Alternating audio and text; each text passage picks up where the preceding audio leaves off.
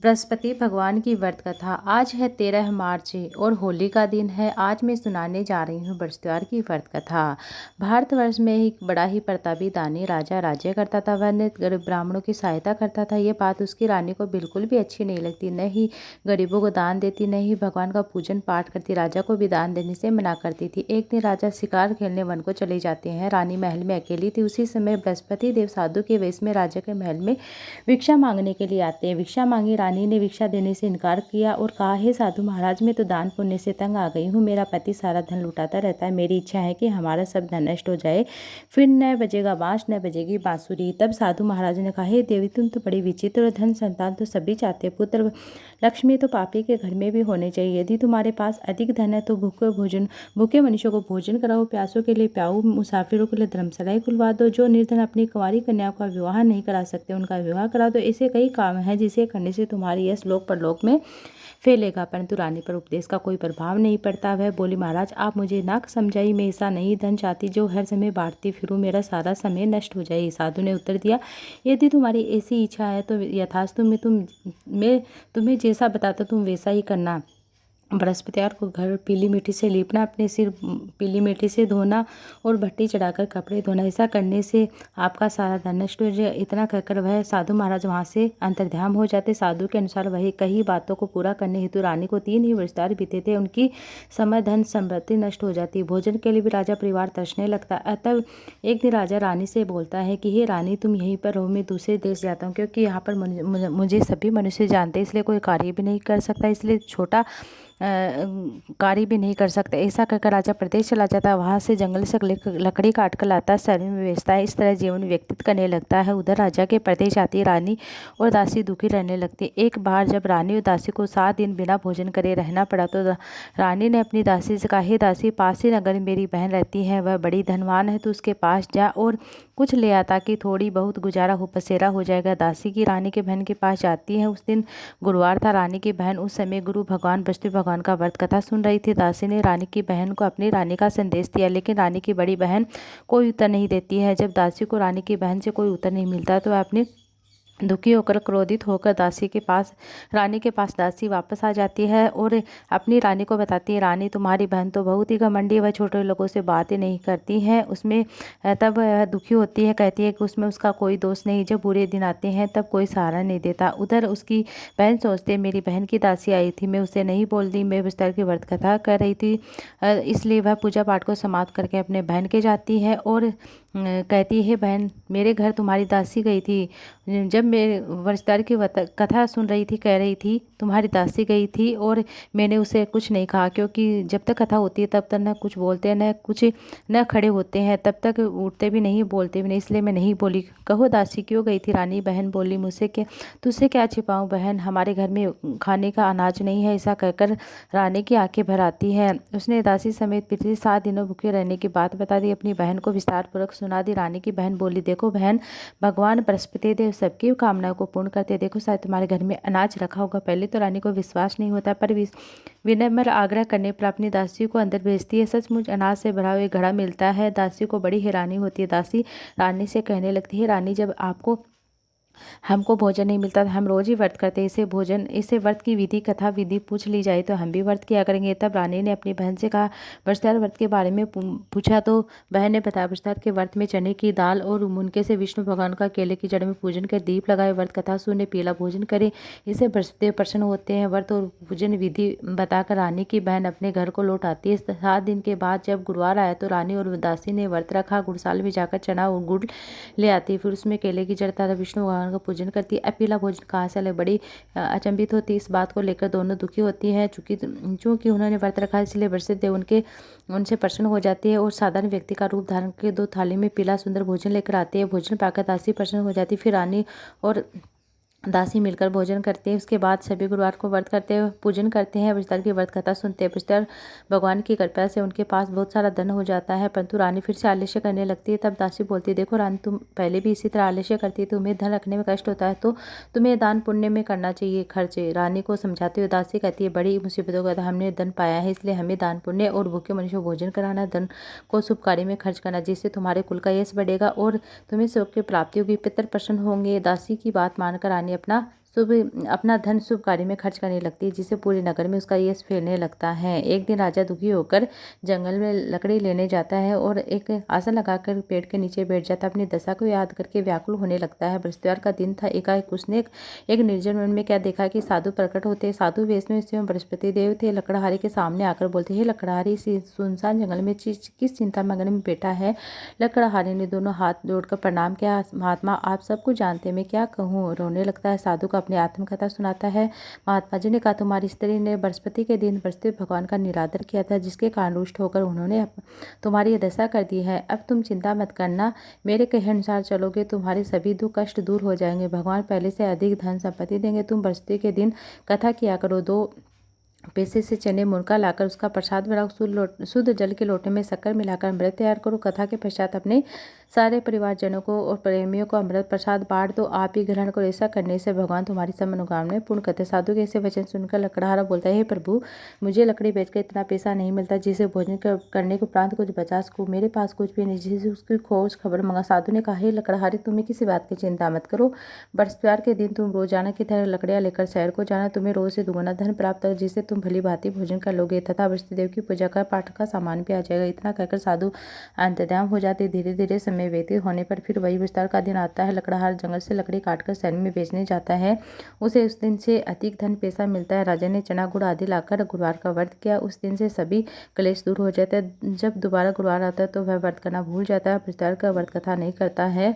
बृहस्पति भगवान नाराज हो जाते हैं। उस दिन नगर के राजा ने विशाल यज्ञ आयोजन किया। शहर में घोषणा करा दी, कोई भी मनुष्य अपने भोजन नहीं बनाएगा यहाँ और आग भी नहीं जलाएगा। जो भोजन बनाएगा उसे फांसी की सजा दी जाएगी। इस तरह की घोषणा संपूर्ण नगर में करवा देता है। राजा के आगमन से शहर के सभी लोग भोजन करने जाते हैं, लेकिन लकड़हार कुछ देर से पहुंचते इसलिए राजा उसको अपने साथ ले जाकर भोजन करा रहे होते हैं। तो रानी की दृष्टि उस कुटी पर पड़ती है जिससे हार लटका हुआ था, वह दिखाई नहीं देता। तो रानी ने निश्चय किया, मेरा हार इसी मनुष्य ने चुराया है। उसी समय सिपाही को बुलाकर उसको जेल खाने में डरवा देती है। जब कारागार में पड़ा हुआ राजा सोचता है कि बहुत दुखी होकर विचार करने, न जाने कौन से पूर्व जन्म के कर्म से मुझे दुख प्राप्त था। उसी साधु को याद करने लगता है जो जंगल में मिला था। उसी समय तत्काल बृहस्पति देव साधु के रूप में प्रकट होते। उसकी दशा को देखकर, अरे मूर्ख, तूने बृहस्पति की कथा नहीं कही सुनी है, इस कारण तुझे दुख प्राप्त हुआ है।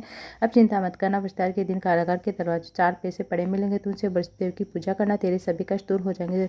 बृहस्पति देव के दिन से 4 पैसे पड़े मिले। लकड़हारे ने कथा कही। उसी रात्रि को बृहस्पति देव ने उस नगर के राजा को स्वप्न में कहा, हे राजा, तूने जिस आदमी को कारागार में बंद कर दिया वह निर्दोष है, वह राजा उसे छोड़ दे। तेरे रानी का हार उसी कुटी पर लटका, अगर तू ऐसा नहीं करेगा तो मैं तेरे राज्य को नष्ट कर दूंगा। इसी तरह रात्रि में सपन को देखकर राजा प्रातः का उठता है। कुटी पर हार लटका देखकर बुलाकर क्षमा मांगता है। लकड़हारे को योग्य सुंदर आभूषण देकर विदा करता है। बृहस्पति देव के आज्ञा अनुसार लकड़हारा अपने नगर को चल देता है। राजा जब नगर के निकट पहुंचता तो उसे बड़ा आश्चर्य होता है। नगर में पहले से अधिक बाग, तालाब, कुएं, धर्मशाले बने हुए थे। राजा ने पूछा, किसके बाग, धर्मशाला, कुएं हैं?